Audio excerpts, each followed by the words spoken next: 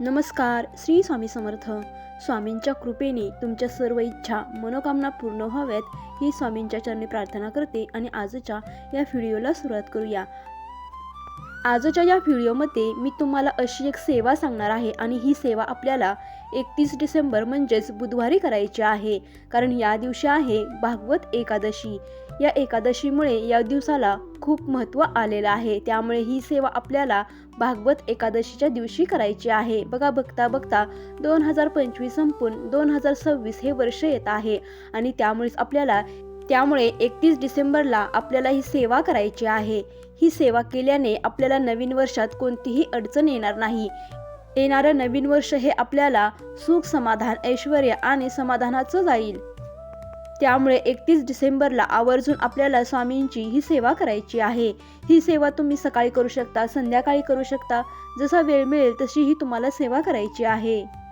तर 31 डिसेंबरला वार बुधवार आहे. या दिवशी आपल्याला सकाळी लवकर उठायचं आहे. आपण सकाळी सेवा करणार असाल तर सकाळी लवकर उठून स्नान वगैरे झाल्यानंतर आपल्या स्वामींच्या फोटोसमोर बसून आपल्याला ही सेवा करायची आहे.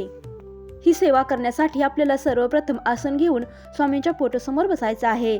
स्वामींना दिवा, अगरबत्ती, धूप लावून घ्यायचा आहे. त्यानंतर आपल्याला या सेवेला सुरुवात करायची आहे.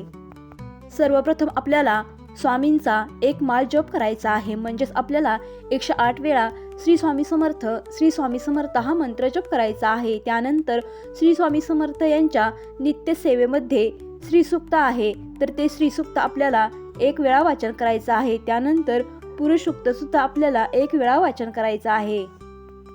हे पठण करून झाल्यानंतर आपल्याला रामरक्षाही 1 वेळा पठण करायची आहे. त्यानंतर आपल्याला श्री स्वामी समर्थ महाराजांचा अत्यंत प्रभावी असा तारक मंत्र पठण करायचा आहे. हे सर्व पठण झाल्यानंतर आपल्याला स्वामींच्या फोटोसमोर हात जोडून विनंती करायची आहे. 2025 हे साल सुख, समाधान, ऐश्वर्याचं गेलं, त्याचप्रमाणे येणारं 2026 हे वर्ष सुद्धा 2025 पेक्षा 2026 या वर्षामध्ये माझ्या जीवनामध्ये खूप सुख, समाधान, ऐश्वर्य, आनंद येवो आणि हे वर्ष सुखा समाधानाचं जावो अशी स्वामींना आपल्याला प्रार्थना करायची आहे.